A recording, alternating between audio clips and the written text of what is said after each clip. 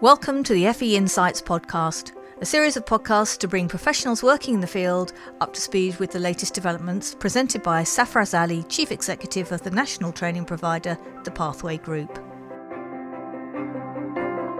Welcome to FE Podcast. This is a podcast for those who live, breathe FE skills. This is about work-based learning. This is adult education skills. This is a field that I've lived and breathed for 20 years. My passion is here. It's my career. It's everything that I love and I talk about on a regular basis. So it's my honor that I'm the host of FE Podcast. It's my absolute honor that I've got a guest who I regard as a mentor, as somebody who understands the sector because he's at the front facing. We've got a gentleman here who runs his own business, who runs a recruitment business, which is the front line of obviously the impact that we're all making as providers. So can I welcome Sak from S-Nights. Welcome to the show. Thank you for coming. No, thank you, Safa. Thank you for your kind words and very warm welcome. Congratulations to you. And so you recently become appointed as an URSA Board of Directors. Yeah, thank That's you. That's a massive milestone. Thank you, sir. I've closely watched what you've been up to the last 20, 25 years now, I think, in the sector. And seeing you grow is phenomenal. But no, honestly, thank you. And it's an absolute privilege to be here on your podcast. Yeah. Again, what I'll say, Sak, is that I know you've got some, your missus might text you any minute. I know you're expecting a child, a baby, and really appreciate the fact that you've come down today to share your thoughts, your nuggets of gold, your wisdom, and your experiences with us. So really appreciate that. Yeah, no, thank you. I've got the boot packed, and I've got her on speed dial ready for as soon as she calls. But yeah, no. As long as we can last the next hour or so, Saf, I think we should be safe. We should be okay. So thank you. Let's get straight to it. I mean, you're dashing young guy. You're in the cutting throat of education in terms of the recruitment market. You're the eyes and ears of us providers that are talking to you, as employers that are talking to you.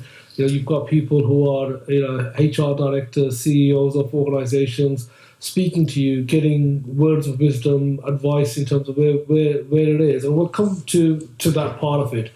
But I want to get to how because when I think about why people go into certain sectors, I'm sure when you were at school, college, you didn't think about recruitment as your sort of career and aspiration. So tell us, how have you landed here and that journey, if you can? Yeah, and it's funny, Saf. I spent so much of my time interviewing people. To be sat on the other side, so it's a whole different experience.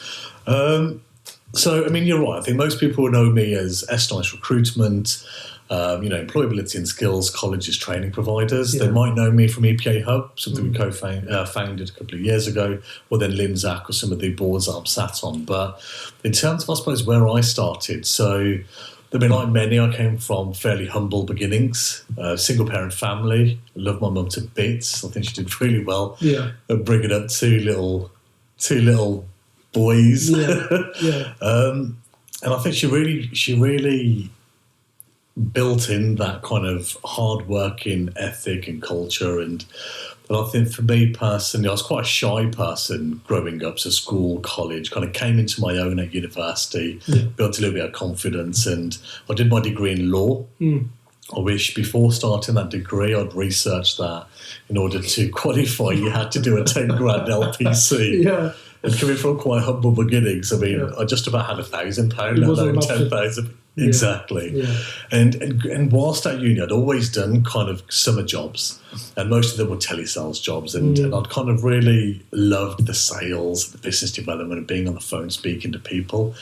And I thought, well, what could I do, which isn't necessarily call centre, but still professional, just playing to those strengths. And it was my cousin, actually. She had said, well, have you ever thought about recruitment? And I'd always associated recruitment with kind of HR and more policy, and I read into it a little bit more and fell into it that way. So, went for an interview, worked for a great company. I fell into recruitment as a sector, and I suppose I was really fortunate in that I fell into the employability and skills sector as well, and kind of just fell in love with it. So yes, that's how I kind of came into recruitment, and to be honest, it's 2008 when I came into recruitment, 21-year-old graduate. I've been doing it ever since. So was in my first job for about 3.5 years. Got headhunted to Capita after that, which was fun. Did mainstream education there for about 6 months, which was a whole different ballgame to the employability and skills sector. Absolutely. And then from there went to work for a small independent, which was interesting.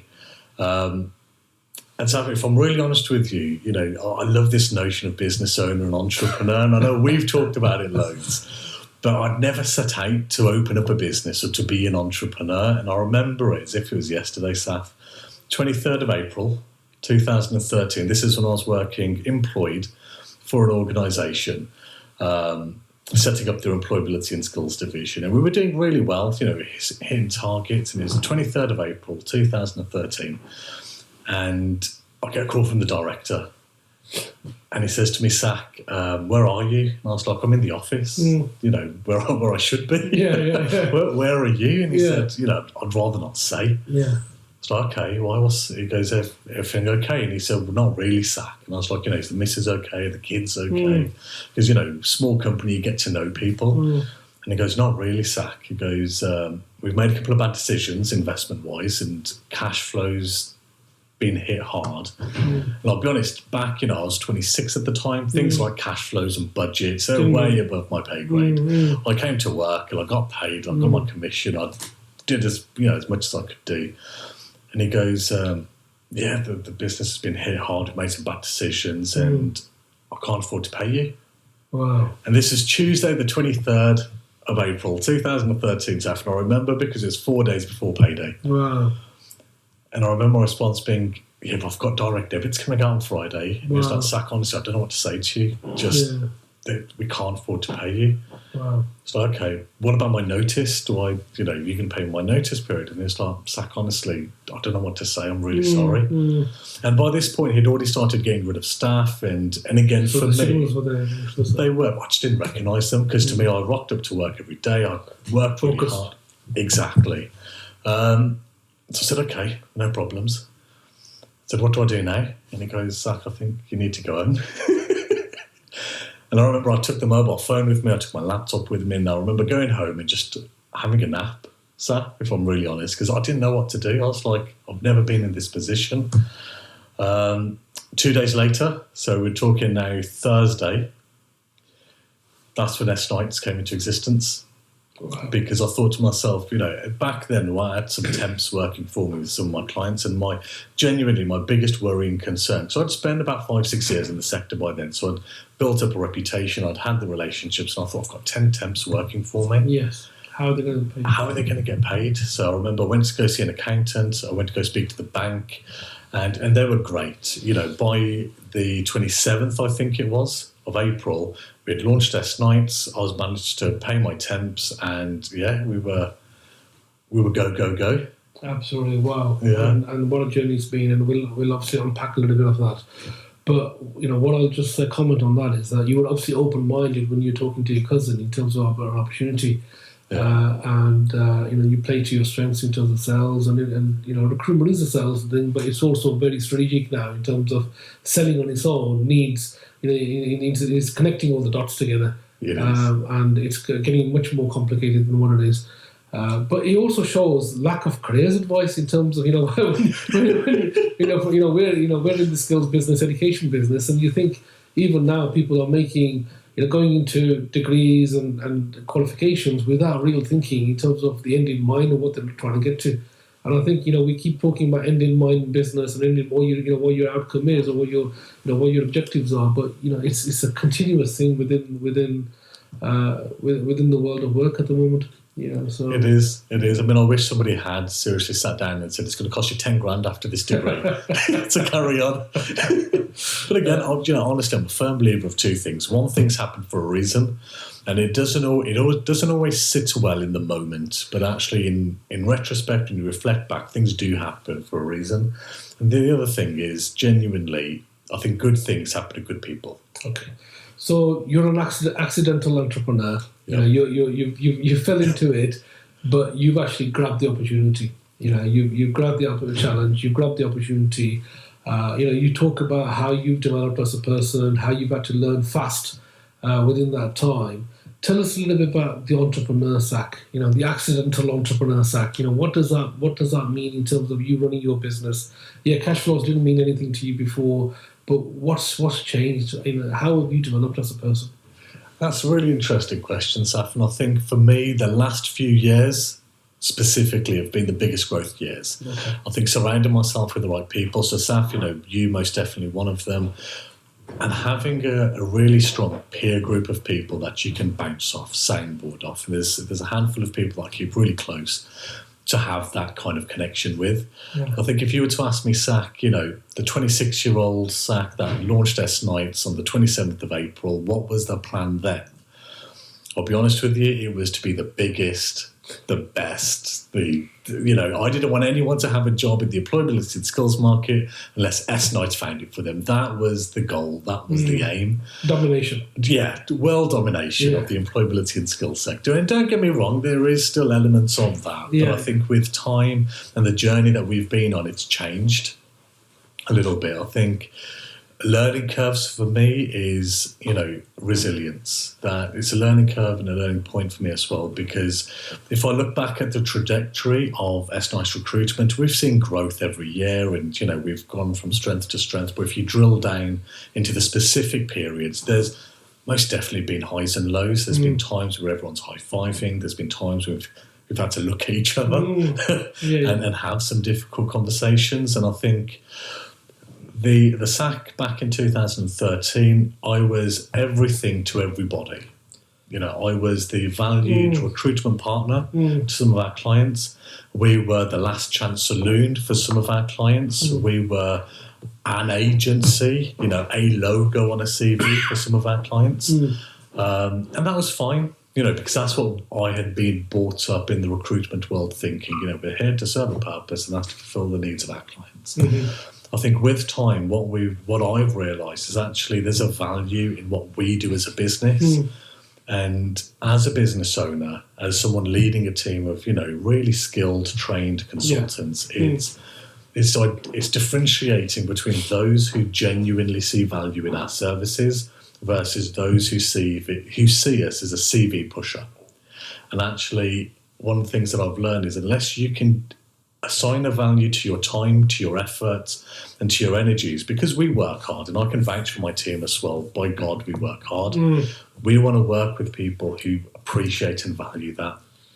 So the business that we are now, the learnings that we've done now is, we have become a lot more selective with the clients that we work with. We genuinely partner up with our clients. And the impact that that's had on us as a business, and me personally growing, is I love my job so much more. We have those in-depth conversations. We challenge some of our clients. We listen to them. We give our advice and our feedback. I know we're going to move into the sector and what that looks like now, but unless we're able to add that value and have those conversations, it's not fun for us. And it's really honing into what do we do? What are we good at? What do we enjoy doing? And when you have that combination with a client who gets it, it's a whole different ballgame. And I think for us, that's what we've learned. And I suppose to go back to your entrepreneurial question, we, in those highs and lows, I don't mind sharing with you, since 2013, our pivotal moment was 2017. That was, wow. Anything you can think of that could go wrong in a business went wrong. One of our biggest clients ended up going under. So we lost a whole lot of business there. Our cash flow took an impact as well. In terms of where we'd positioned ourselves in the market, we had kind of cornered ourselves, not in a bad way, but we hadn't explored all the opportunities and really capitalised on what we could have done. So 2017 was a really tough year for us. And, we bounced out of it. We dug deep. We regrouped and really thought about what we're going to do, how we're going to do, and who is S Nights version 2. On the back of that, that's where we launched, funnily enough, EPA Hub, because there was conversations, do we diversify our sectors? Do we go into accountancy or law? And there's narratives within those that we could sell and penetrate those markets. And I thought to myself, well, actually, employability and skills is what we love. We know the industry, we're genuine sector specialists. Let's stay in this. And so we launched EPA Hub, which connects endpoint assessment organisations with endpoint assessors. We launched a couple of years later Linzac, which is, it's a marketing platform for really innovative suppliers to the FE space to tap into our network and database of clients that we already recruit into. So we leveraged our position. And then obviously, as I mentioned, kind of moved into the board roles that I'm now, board member of the IEP and a non-exec board director for an ITP as well, which helped me personally grow and see what big business looked like, but also further developed my understanding of the industry. Okay, fantastic. There's a lot there, Sak. There's a lot there, and we're talking about the entrepreneurship. We're talking about your sector experience. We're talking about the journey as well, and you've taken us through the highs and lows. I want to go a little bit into the entrepreneurship again in some aspects of it, because there are definitely lessons for business owners out there. First thing is, there's a lot of business failure. Recruitment itself, people don't last. The burnout is there. The elements are there. Then on top of that, you've lost clients, you've lost business. The market changed. Resilience is, you are resilience times 10. You're adaptable. Lean, agile, responsive. Talk to us about how that works. I mean, this word pivot. You talk about.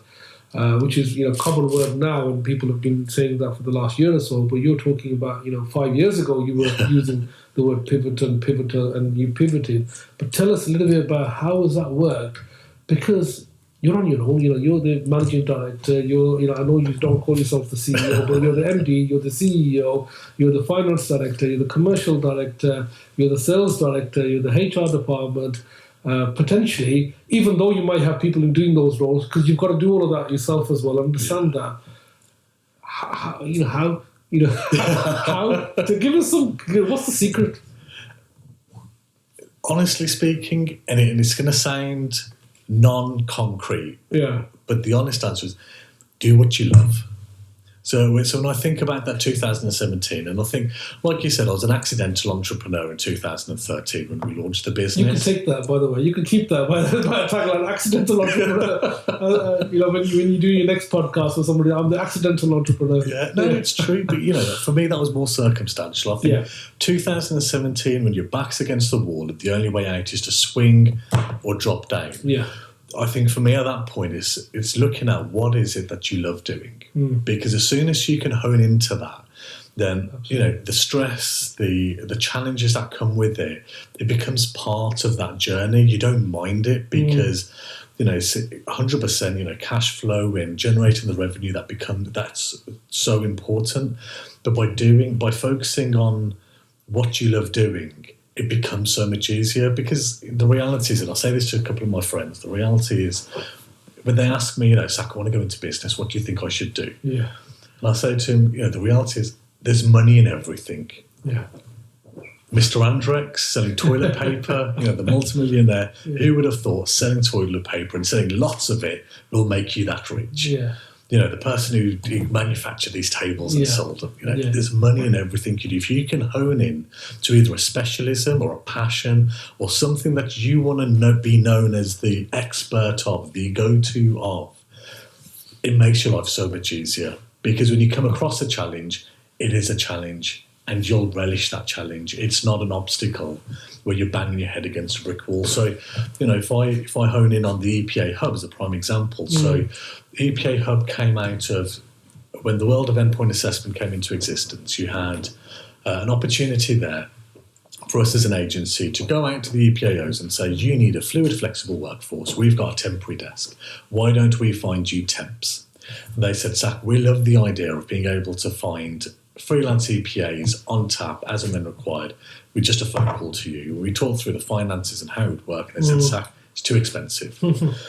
And so I asked them, okay, that's fine. You can't afford temps. What would the dream look like for you? And they said, Sak, if there was a database that we could tap into and search and advertise on, the dream come true.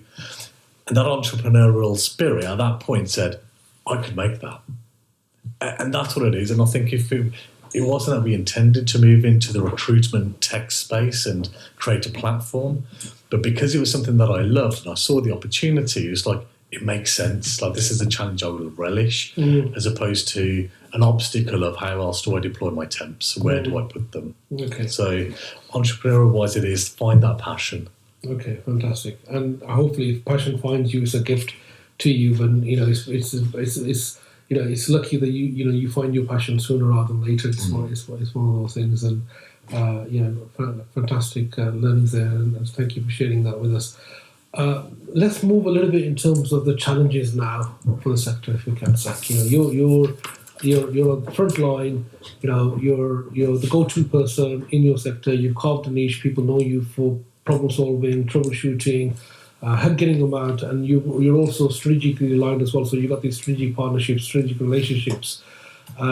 What's going through the mind, firstly, of, say, an independent training provider?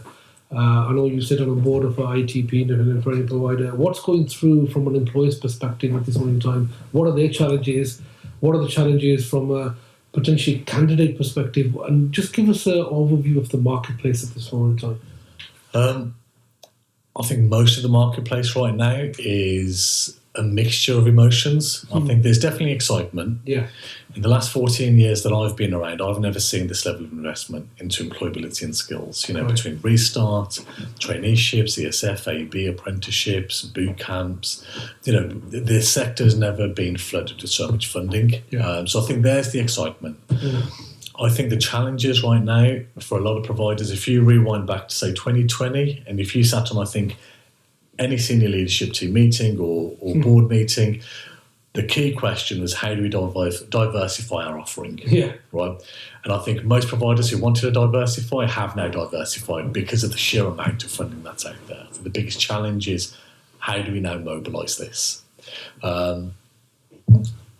And I think the challenges within that is, if you look at historically, you had welfare to work, you had employability, you had skills, and never would the worlds mix. So your apprenticeship trainer would be an apprenticeship trainer, and that's the job they'd probably move into.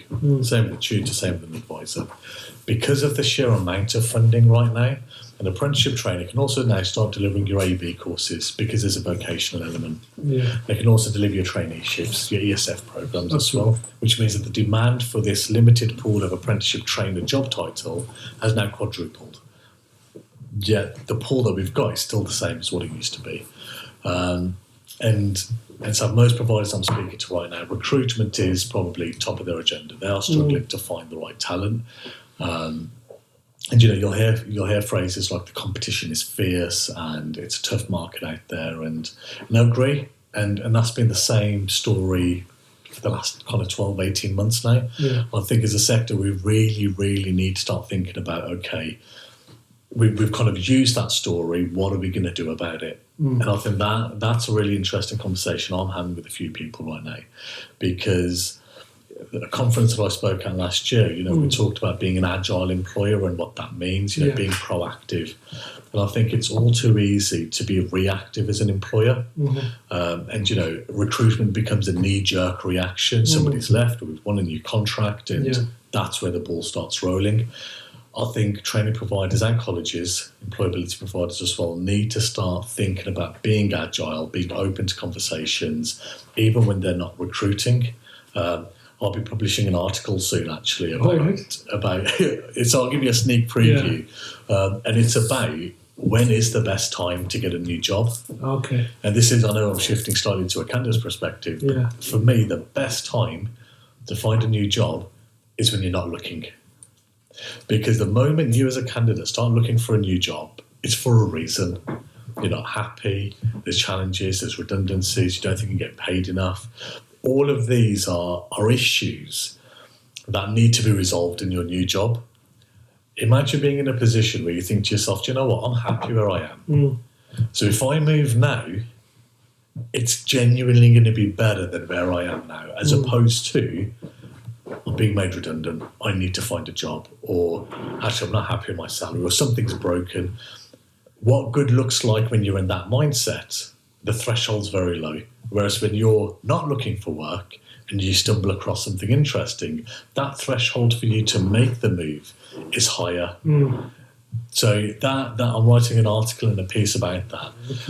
But I think going back to a provider's perspective for a second, is in terms of tangible actuals, it's giving yourself enough lead time.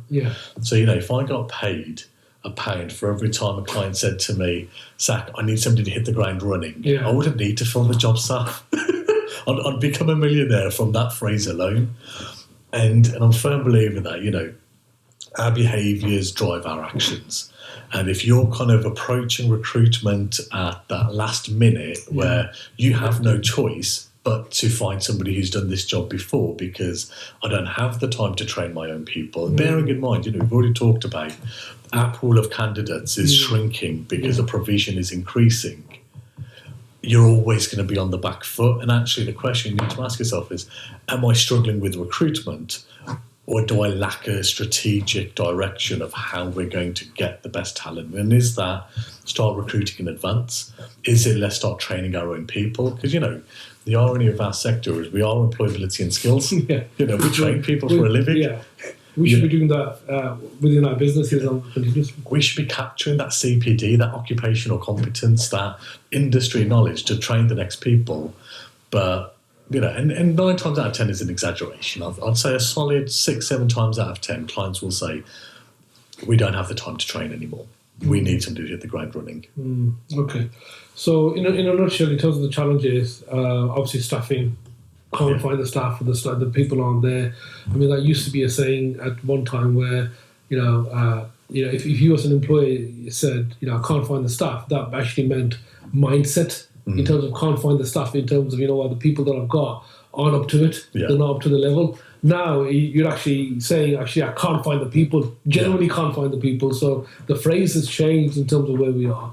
So that there's one element of it. And then you're talking about people who've got a choice in terms of, if they've got the skill set, they know what their worth is, they know, in terms of what value they add, they're more conscious in terms of their own, the value they bring to the employer.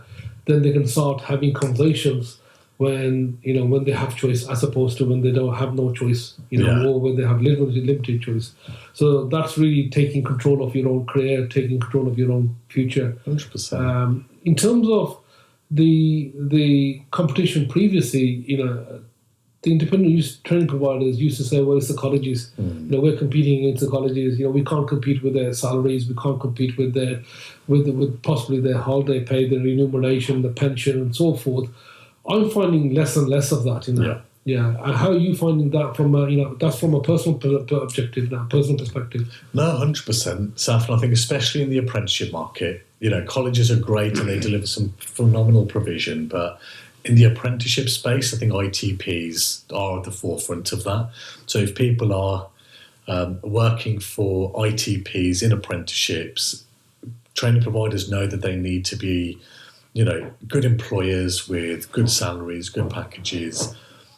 And you're 100% right. I'm not finding that ITP versus FE debate anymore. I'm finding it more ITP versus ITP when it comes to who are we competing against in this. And I think for me, one of the biggest challenges that, and I know we're going to circle back to recruitment and I suppose the agencies and stuff, but I think the underlying issue, and this is where S-Night as an agency is starting to reconsider who we're working with and kind of what does that perfect client and provider look like that we want to take, the talent to. It's reach. One of the biggest challenges that providers have, we don't look for jobs the same way we used to look for them 2 years ago, 5 years ago, 10 years ago. It's a very different mindset. It's a very different, things like Glassdoor reviews, Indeed reviews, they've always been there, but we weren't as reliant on them.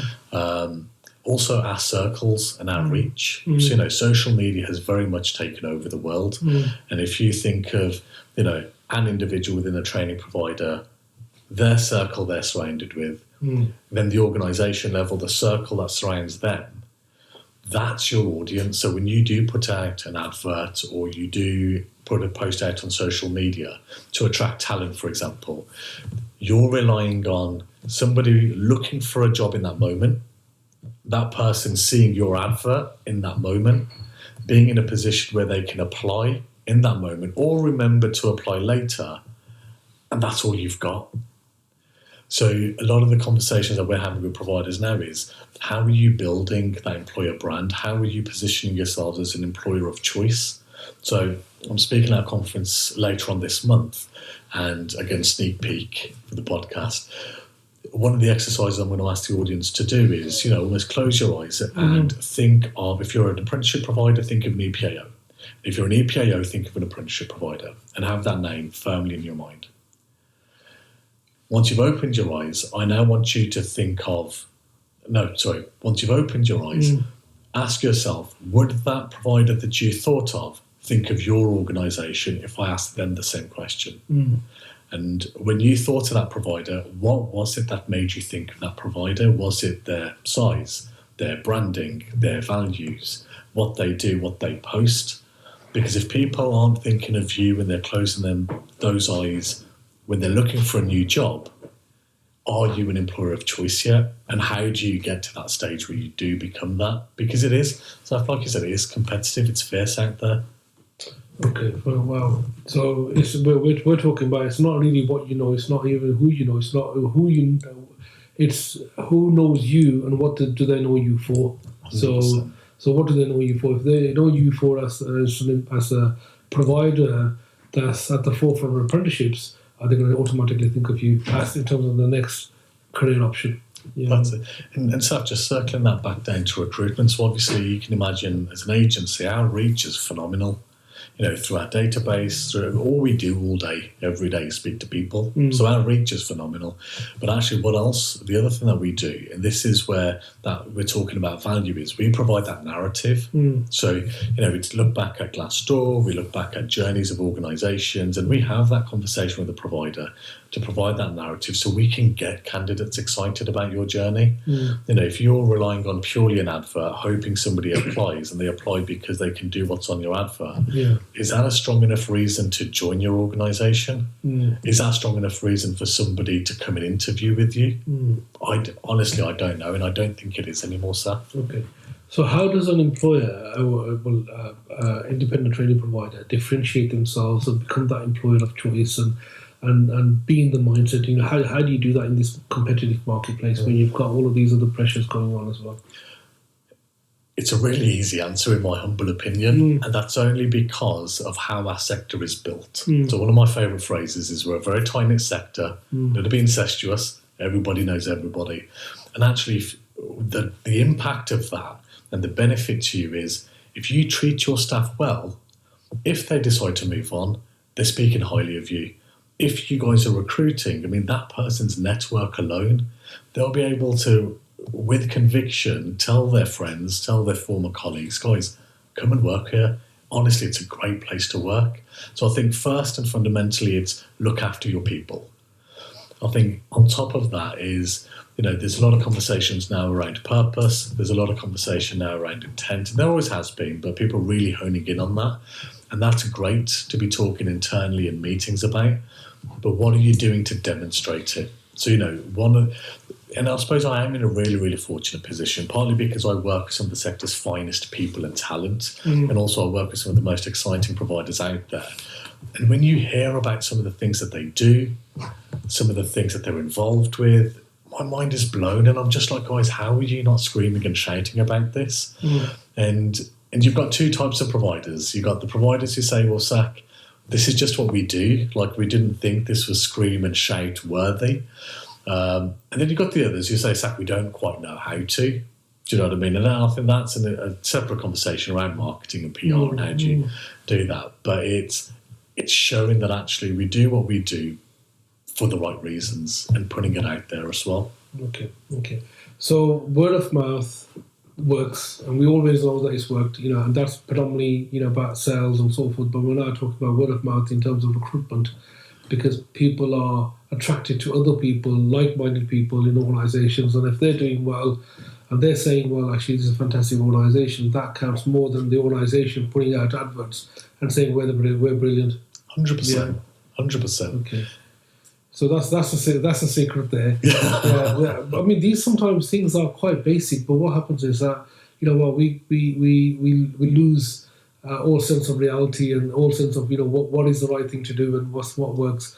Yeah, absolutely. The reason I echo and agree with you so much there is often because depending on the provider, recruitment can become so reactive, and it comes almost to the last stages where actually it's just do anything and everything we think we can without that kind of methodical, word of mouth. Like you said, it's something easy we can do. Absolutely. Like you said, we live in a review economy. We buy based on reviews, whether it's on Amazon, eBay, whatever the case is. We're now making conscious decisions in terms of who we work based on reviews as well, and what people say and what people have experienced. So, these are things that are having much more impact.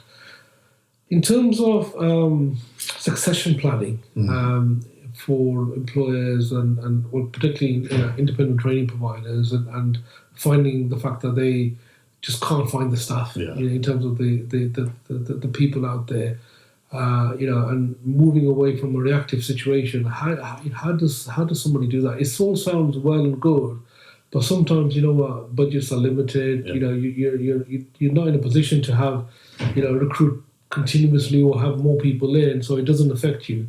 And sometimes it's only that one person doing that job, and it's an easier thing to say, but how does that work in reality and from your perspective? And Saf, honestly, that's a really good question, because if I think of some of the recent successes that we've had, specifically around your question there, it's with organisations that are genuinely agile. So if I give you an example of a provider who went to market for a MIS manager, ended up appointing a head of MI with additional responsibilities. Now, if you deconstruct that, and if I was to ask that provider, why did you go to market for a MI manager when the business needed a head of MI with your forecasted growth and everything that's going on? I could probably bet the answer would be because that was the gap in my organisation chart.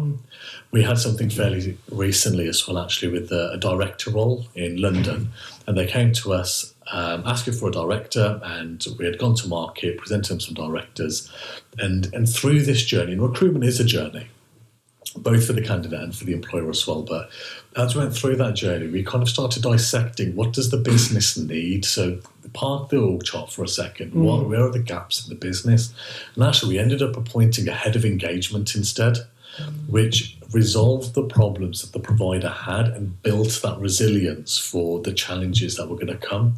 So I think when we talk about the agile provider, and I'm a big fan of conversations and having those, but it's at every role, delving down and doing a deep dive into the business as to the why. Why are we doing this? Is it because the person with that particular job title has left, so it makes sense to recruit like for like?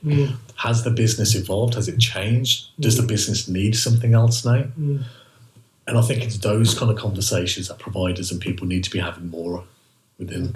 Okay. So there's a few things there from an employer's perspective. Let's go back a little bit in terms of the individual in themselves. We've got people who've been in jobs for many years. Sometimes very loyal, and that loyalty, which is a strength, becomes a little bit of a weakness.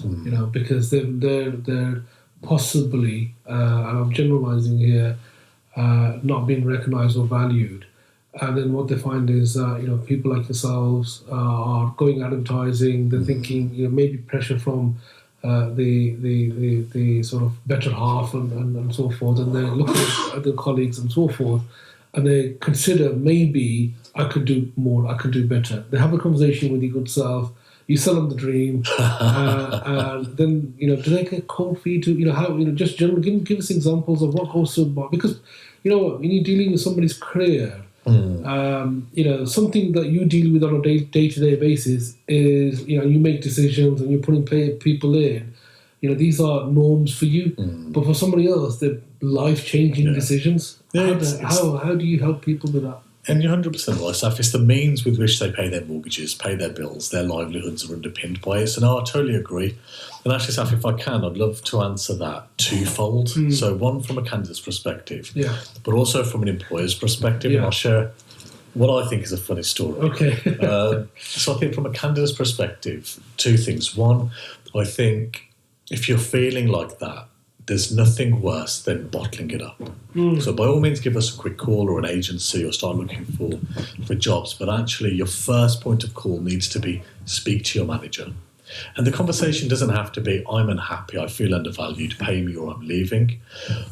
But sit down and really have a think about, what is it that's making me feel the way I am? What am I lacking? Because if I think of the main reasons, when we're registering candidates, why they're looking to move on. One, it's they feel they're not being managed properly. Two, they've hit a glass ceiling. Or three, they're not getting paid enough. They tend to be, there's a whole plethora, but they tend to be the three big ones.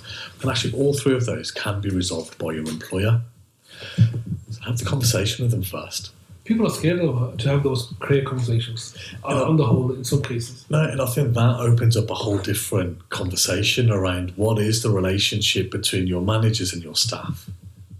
Do you know what I mean? Because actually, if I was told by one of my members of staff that they're leaving because they didn't feel they could have that conversation with me, I'd be mortified.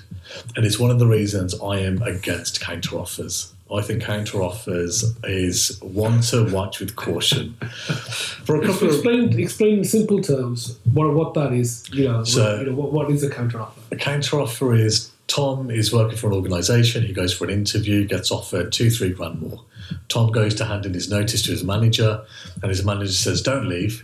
Forget the 2,000-3,000 pay rise. We'll give you a 4,000 pay rise. Stay with us." Okay, so that's the counter offer. Overnight, the guys got 4,000 in this particular case. Exactly. Okay. And I think for me, the reason I'm against the counter offer is, one, I think to myself as a manager, if you know the value of that candidate, in this example is an extra 4,000 than what they're getting paid right now, why haven't you paid it to them? Do you know what I mean? That's fundamentally number one. Number two, and again, this is the cynical side of me, and when you've worked in recruitment for as long as I have, you see all sorts. And the cynical side of me thinks to myself, well, if you've told your manager that I've updated my CV, I've gone for an interview, I've looked outside, they're succession planning as well, these managers. They're going to be thinking, if you were to leave in 30 days, could I replace you? No. Hardly. That's not going to work, is it? Exactly, especially in a candidate short market, let alone in a candidate buoyant market. Candidate short, am I going to replace you? No. Yeah. If I dangled £4,000 in front of you, I know deep down I'm probably not resolving the underlying issues that you're facing, but it's sparkly enough to distract you. And now that you're distracted, do I have enough time to succession plan and find your replacement? Yeah. And it's back now in my terms, in my control. And which is why, for me, I'm not a big fan of the counter offer.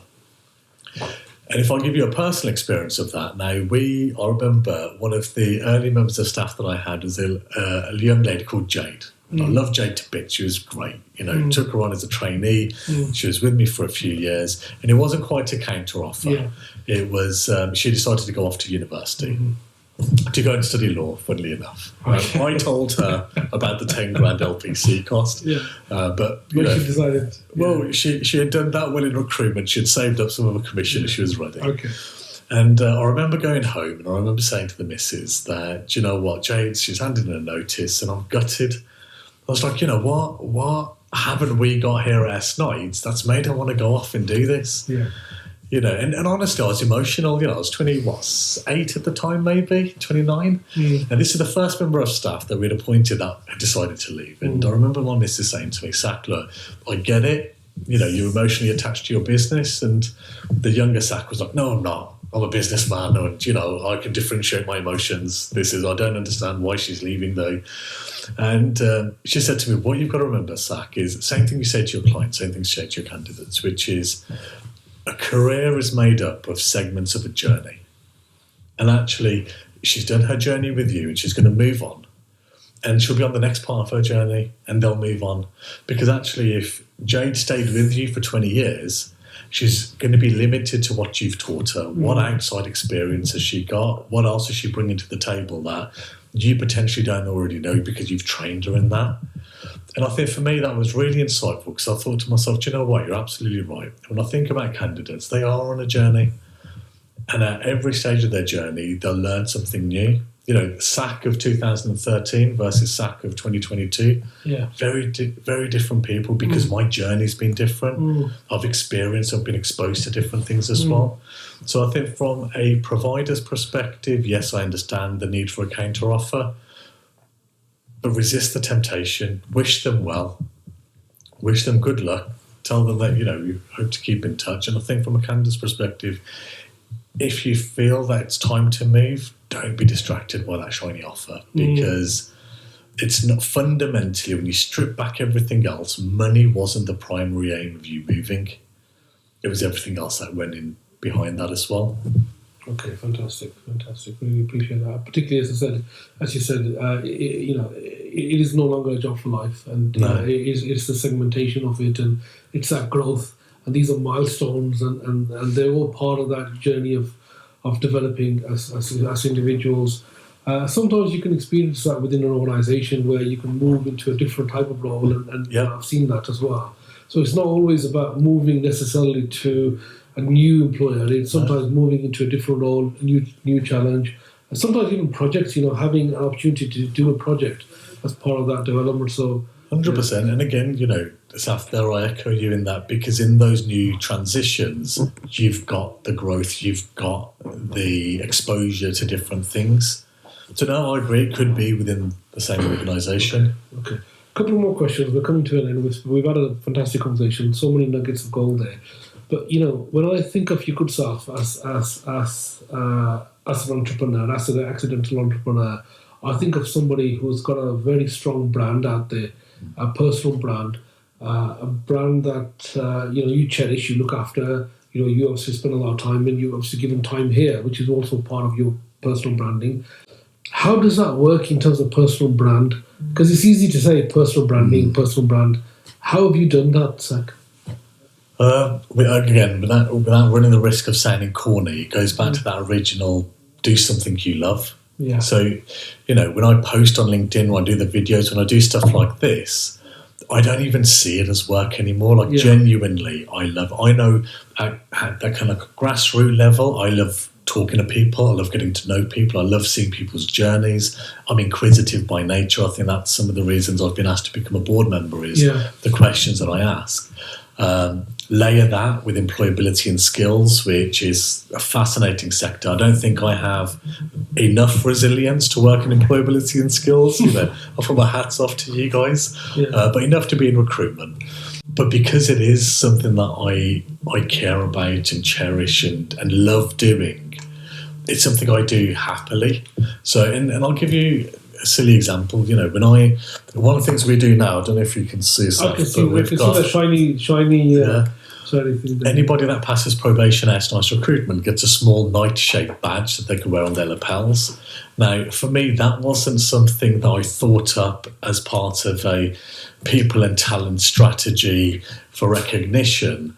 This was something that, whilst I was scrolling, thought to myself, do you know what? I love what I do, and I want to congratulate someone who's stuck that first 6 months out in recruitment, because it is tough. Yeah. In recruitment, you're either in it for 6 months and it's not for you, you're in it for a year and you get burnt out. I think anyone who's been doing it for about 3 years plus is a professional. This is their task. This is their calling. Anyone who's 10 years plus is slightly mad and a veteran within recruitment, because it is tough. Then this is almost that first kind of, do you know what, you're part of the gang. You're one of us now. And again, it all comes from that kind of passion, that love for doing what I do. So, Sak, I'm going to keep you to your word. I'm going to be your accountability partner. Yeah. You talk about personal branding. You committed today on TV, in a podcast, that you're going to do an article. Yeah. If this article doesn't come, you have to. I'm gonna come knocking on the door, and you'll have to.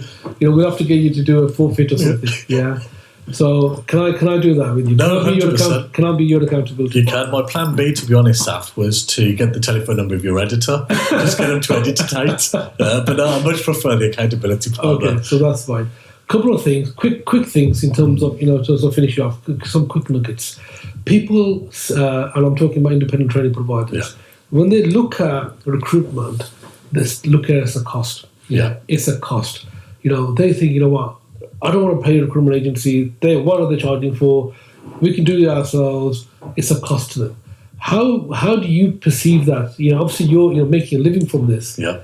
How does it, how does that mind change from independent training provider, or even, your customers, where they don't see it as a cost, they see it as an investment? How does that work in your eyes? I think for me, genuinely for providers Yeah.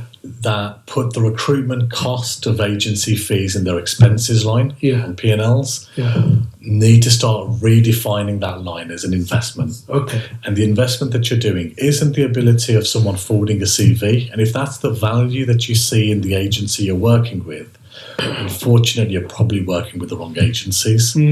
What you're investing in is a far wider reach, tapping into passive candidates. And like we said earlier, speaking to candidates that aren't currently on the market. If I think back, 73% of the senior appointments we've made are people that weren't actively on the market.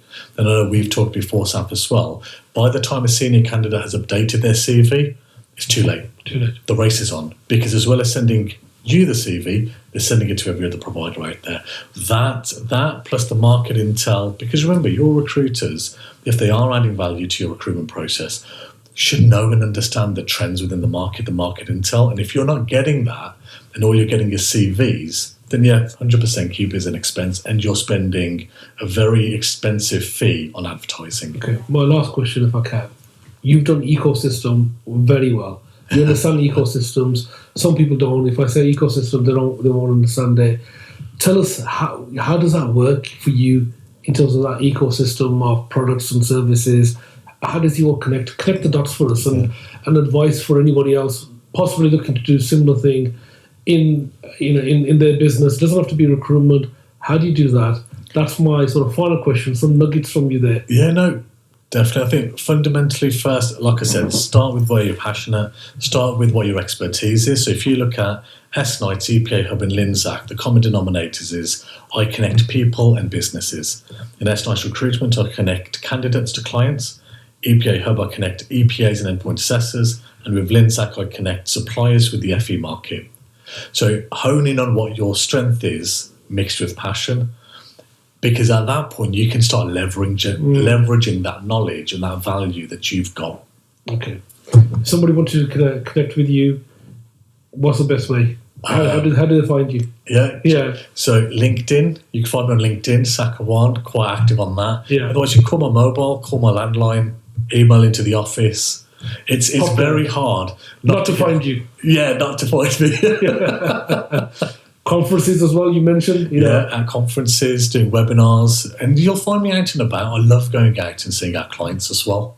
Sak, thank you so much for your time. No, thank you for sharing lots of wisdom there. There was so many nuggets of wisdom, gold there for independent training providers, for employers, for candidates, and also I've learned a lot about you in terms of your journey. And I wish you well, wish your family well.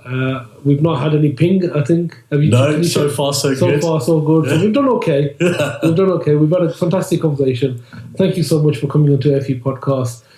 This is a podcast for those who live and breathe for education. You're obviously living and breathing the whole skill sector. So really appreciate your time, and thank you so much again. Thank you. No, thank you, sir. Thanks for listening to the latest news and insights from the further education sector. Safaraz Ali will be keeping his ear to the ground and will be back soon with new developments and comment from some of the top professionals in the field.